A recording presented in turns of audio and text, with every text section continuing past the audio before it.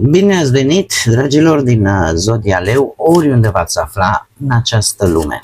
Sunt încântată ca de fiecare dată să fim din nou împreună la lectura pentru ultima perioadă a lunii iunie, mai precis perioada cuprinsă între 22 până pe 30 iunie. Așa că, dragilor, toți cei care aveți nu doar soarele, ci și luna, Venus sau poate ascendentul în Zodia Leu, această lectură este de asemenea și pentru voi. Ca de fiecare dată, vă readuc aminte, este totuși o lectură general colectivă, așa că vă rog să luați decât ceea ce va rezona cu voi. De asemenea, vreau să le mulțumesc din suflet tuturor celor care sunteți, ca de fiecare dată, alături de mine, mă ascultați, mă susțineți prin like-uri, prin comentarii frumoase, prin gesturile voastre de apreciere și prin gândurile voastre bune. Așa că mii și mii de mulțumiri tuturor.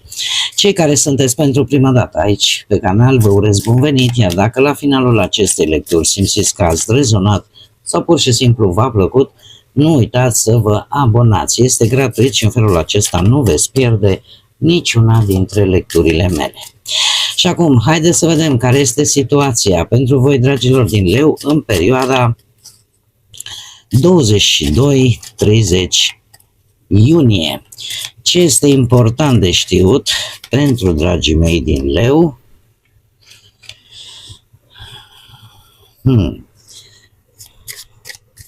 Ceva legat de o casă. Avem pe Jupiter, avem Luna și avem pe Venus.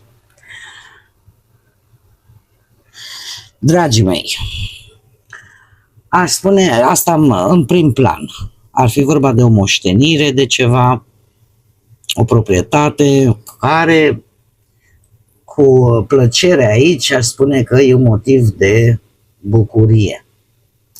E motiv de celebrare.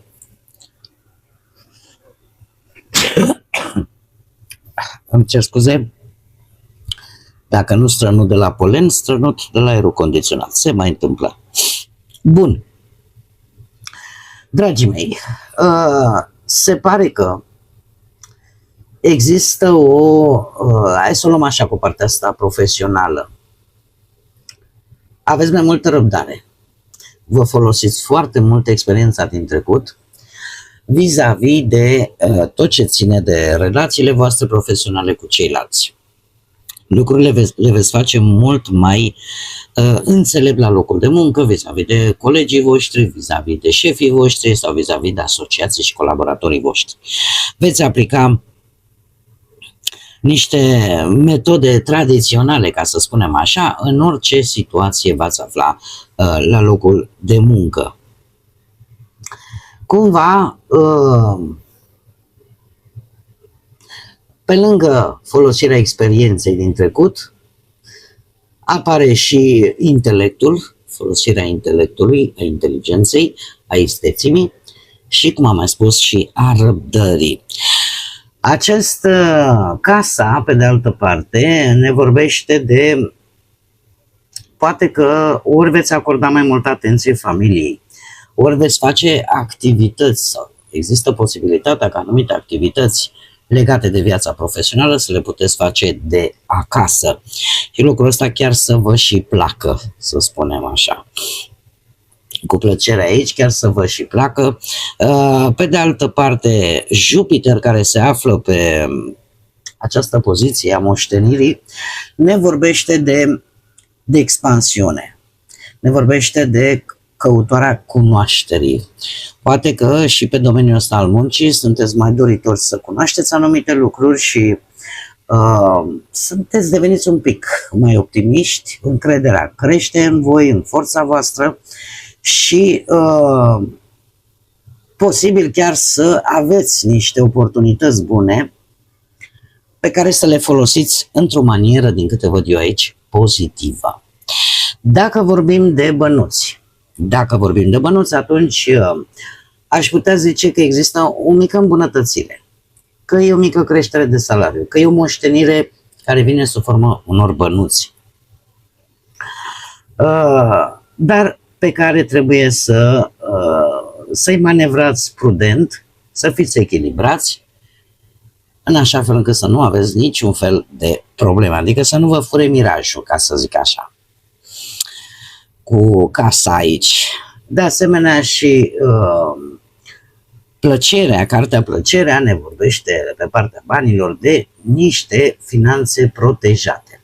E adevărat, vă puteți face și niște mici plăceri care nu vă va afecta bugetul așa de tare, adică vă puteți bucura, dar să nu exagerați. Acum se știe și voi vă cunoașteți foarte bine, atunci când aveți, sunteți așa, dați în stânga și în dreapta. Bun. Pentru cei care sunteți într-o relație, avem sentimente profunde, sincere, un comportament foarte afectiv între voi și partenerii voștri, partenerele voastre, iar casa ne vorbește desigur de afecțiune în casă, de armonie, de stabilitate, iar plăcerea nu mai zic, că apare o evoluție sentimentală foarte bună, care vă mulțumește, există comunicare, există deschidere. Cei care sunteți singuri, aș zice că starea voastră interioară este una chiar foarte bună cu moștenire aici. Posibil să fiți un pic mai sensibili așa, să aveți o sensibilitate mai puternică în perioada aceasta, dar sunt plăceri pasagere în această perioadă, adică nu este nimic foarte clar, foarte stabil. Asta nu înseamnă că nu veți avea mici aventuri, există pentru cei singuri, dar deocamdată decât plăcere. Bun, haideți să vedem ce ne spune tarotul. Ce vine pentru dragii mei din Leu în perioada, de fapt, 22-30 iunie, atât pe plan profesional, financiar sau sentimental. Sunteți voi un pic mai sensibili, așa, dar există, uite, avem iubire, avem expansiune, avem stări pozitive. Haideți să vedem ce ne spune tarotul. Și avem un 3 de bâte, o regină de cupe, Marea Preoteasă, Pusnicul și aici surpriza săptămânii. Foarte important, pe parte sentimentală avem și la relații și la cei singuri. Haideți să le și clarificăm. Clarificăm, te rog, pentru dragii mei din Leu, perioada 22-30 iunie, 3-ul de bâte. Clarificăm 3-ul de bâte. Bun. Clarificăm regina de cupe. Nu știu de ce îmi vine să vă zic cât de zodia Rac.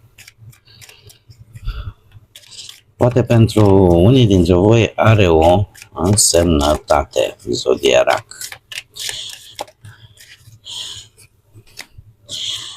Marea Preoteasă, clarificăm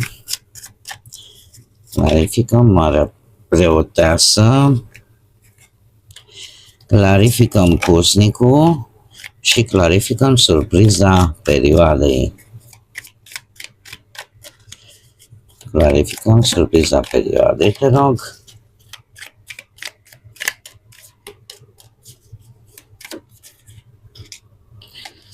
Bun. Acum, haideți să vedem. Avem un 3 de bâte pe parte profesională care provine dintr-un as de spade și un 3 de cupe, interesant. Ce îmi spune acest lucru? 3-ul de bâte îmi vorbește foarte mult de ceva ce voi ați început cu ceva timp în urmă la nivel profesional și care parcă începe să dea niște rezultate. Ori că încă așteptați un răspuns posibil și sunteți foarte încrezători vis-a-vis de acest răspuns, ori apare ceva vizibil. Apare ceva vizibil, ceva concret, ceva ce poate voi mai trebuie să ajustați, ca să mergeți mai departe și de asemenea îmi vorbește de noi șanse de colaborare, de parteneriate care pe voi să vă ajute să vă extindeți. Poate să fie și noi înțelegeri, renoire poate de contracte, de colaborare, de asociere. De unde provin? Provin de la acest as de spade și acest 3 de cupe. Un 3 de cupe care provin de la o muncă în echipă sau o colaborare pe care ați avut-o voi recent și care probabil s-a finalizat într-o manieră foarte bună, în care ați aflat lucruri noi și în care ați văzut de fapt cam care este calea, cam ce trebuie să faceți. Asul de spade în această situație îmi vorbește foarte mult de o idee clară, o decizie importantă legată de muncă, vis-a-vis poate de un proiect pe care voi vi l-ați făcut sau pur și simplu înțelegeți foarte limpede o anumită situație profesională de la muncă, cu colegii, cu șefii, cu colaboratorii voștri și ați luat o decizie importantă legată de muncă sau pur și simplu începeți un proiect bazat foarte mult pe strategie și pe analiză. Tocmai aceste lucruri duc la acest 3 de bâte care arată rezultate vizibile. Rezultate vizibile și noi șanse profesionale. Dacă vorbim de bănuți în această situație, avem această regină de cupe. Așa cum am mai spus, sunt zodii de apă, poate implicate într-o anumită moștenire, posibil, rac, așa cum am mai spus, pești sau scorpion. Nu știu de ce insist foarte mult pe rac, pentru cine rezonează să țină cont de acest aspect. De unde provine această regină de cupe? De la Marele Preot. Posibil, nu știu, ori voi ați urmat un anumit plan financiar pe care voi l-ați considerat sigur. Marele Preot ne vorbește de zodia Taur. Poate că nu știu, ați făcut niște economii sau ați investit pe, cum să spunem, pe metoda tradițională. Dom'le, ce trebuie să fac? Păi investesc în ce? Nu știu, în case, în proprietăți, în aur, în ceva, în acțiuni, de ce nu? Ați făcut o investiție, ca să spunem așa, în ceva anume, folosind metoda tradițională. Da? Lucru care, în această ultimă perioadă de iunie, aș spune că vă pot ajuta. Sau poate v-ați făcut, nu știu, uite, un plan de pensie. Posibil să trebuiască sau a trebuit să luați o decizie importantă legată poate de bancă sau legată de o anumită contabilitate, da? Lucru care voi va ajuta, ați obține și un sfat foarte bun. Poate să fie și de la o persoană din zodia Taur, neobligatoriu, dar ce este cel mai important, că indiferent de situație, voi ați învățat să fiți responsabili cu bănuții voștri, cu bănișorii voștri, cum spunea tata săracu, și să fiți foarte sustenabili. Lucru care duce la această regină de cupe care aduce câștiguri. Aduce câștiguri, aduce proiecte care rezultatele aduc satisfacție și nu doar profit material. Și asta mai ales dacă unii dintre voi aveți ascendent în zodie de apă, rac, pești sau scorpion. De asemenea, aș mai spune că la voi banii nu vin, cel puțin nu în această perioadă, din noroc pur, din speculații, ci mai degrabă vine din încredere în voi, în alte persoane, din sfaturi bune și din decizii mature. Astfel că ori bani banii voștri vin în această perioadă prin relații de încredere, colaborări sau recomandări, ori că veți primi ajutor, sprijin de la vreun specialist în domeniu contabil, nu știu, specialist ăsta financiar, posibil chiar avocat, posibil o persoană cu experiență, în cazul nostru acest mare preot. De asemenea, este foarte bine favorizată respectarea unor contracte financiare sau unor proceduri, să spunem așa, oficiale, precum și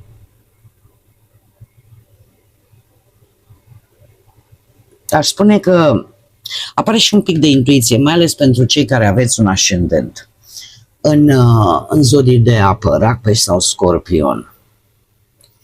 Așa că ideal ar fi în această perioadă să vă ascultați intuiția, dar de asemenea să și verificați,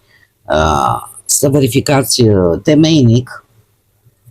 Nu mi-apar cheltuieli impulsive, nu mi-apar riscuri financiare majore, ci chiar din contra spune că e o energie mai mult de prudență, de stabilitate și de decizii financiare luate cu capul și nu cu sufletul. Așa că sunteți încurajați în această perioadă să vă bazați atât pe intuiție cât și pe sfatul unei persoane competente. Iar câștigurile voastre, cum am mai spus, vor fi nu doar practice, ci vor fi chiar și, vă vor da această, cum să spun eu, vă vor aduce o anumită satisfacție și nu doar profit material. Mergem mai departe, pe relații. Avem Marea Preoteasă care provine dintr-un 3 de monede. Marea Preoteasă, la cei aflați într-un cuplu, într-o relație, îmi vorbește foarte mult de a fi atent, a asculta partenerul, a asculta ce simte și nu doar ce spune. Apar în această perioadă niște momente de reflexie, discuții sincere între voi despre relația voastră, despre planurile voastre în comun, despre nevoia pe care o simțiți și pe care o aveți fiecare dintre voi. Ce nevoie aveți în mod personal unul față de celălalt? De unde pleacă? Pleacă de la un 3 de monede, pleacă de la o colaborare foarte bună între voi. Nu știu dacă poate ați avut, să zicem, ceva mici problemuțe cu ceva timp în urmă, dar 3-ul de monede vorbește clar de o creștere în cuplul vostru, în relația voastră, de o mai bună colaborare, de un sprijin reciproc. Cumva atât voi cât și partenerii voștri lucrați împreună la ceva în comun, luați decizii împreună, vă planificați viitorul, așa că este o perioadă tare bună ca voi să vă consolidați legătura prin ceva practic, prin acțiuni practice și concrete. Dar, desigur, de aici a pornit, de fapt, această mare preoteasă care îmi vorbește. De asemenea, Marea Preoteasă, să știți, fac o mică paranteză, e reprezentată are luna ca și guvernator, să spunem așa, ca și energie. Marea Preoteasă, așa cum am mai spus, sunteți mult mai atenți, vă ascultați partenerii sau invers și vreți să și vedeți ce simte celălalt, nu doar ce vorbește, nu doar ce spune. Cei care sunteți singurei, la voi avem pusnicul, nu știu, zodia Fecioară dacă vă spune ceva, și un cavaler de spade. La voi, dragilor, poate că aveți și vreun lună Venus sau poate chiar ascendentul în zodia Fecioarei, dar aș spune că sunteți mai retrași, sunteți mai analitici în această perioadă pe plan sentimental. E o singurătate pe care vă asumați. De ce? Pentru că aveți nevoie de un adevăr. De unde pleacă? De la o conversație. de la o conversație, de la o apariție neașteptată posibil a unei energii de aer, gemeni, balanță sau vărsător, nu e obligatoriu, da? Dar a apărut cineva aici cu care ați avut o conversație foarte rapidă, dar care vă va ridica niște semne de întrebare și în acest moment sunteți într-o singurătate asumată. Posibil cineva a luat legătura cu voi, ați primit un mesaj pe care nu vă așteptați sau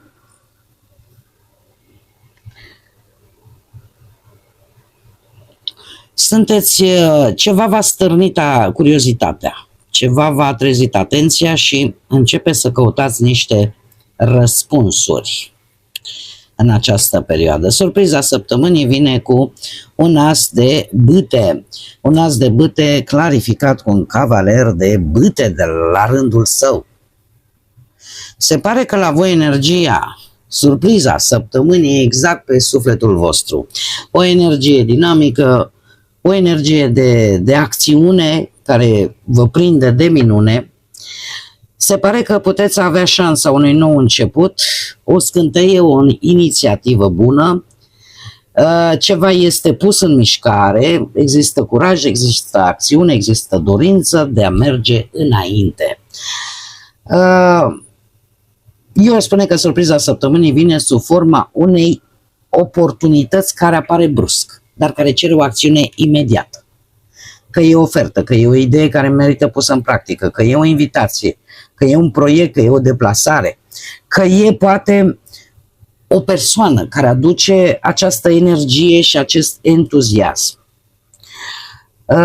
Ce este mai important de spus? Faptul că nu e doar un început și atât, numai în teorie, nu, e un început activ. Da?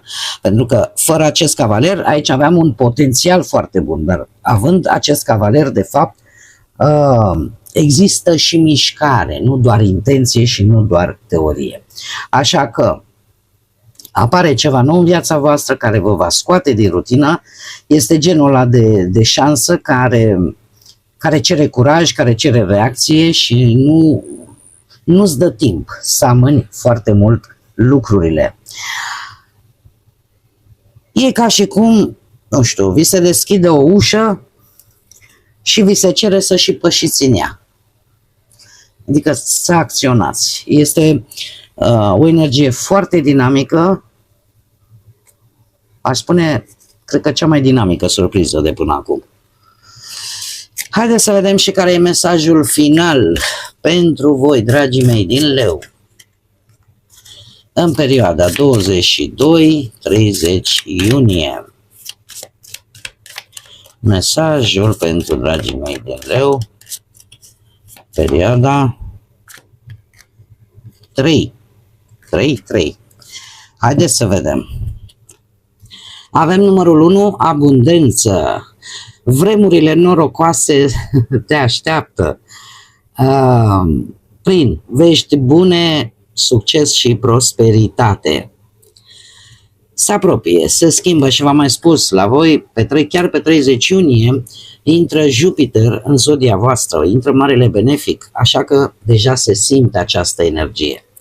Ia uite ce interesant, avem chiar Leul. 1, 6, încă o dată cifra 1, 6, 7 sau 16. Spune așa,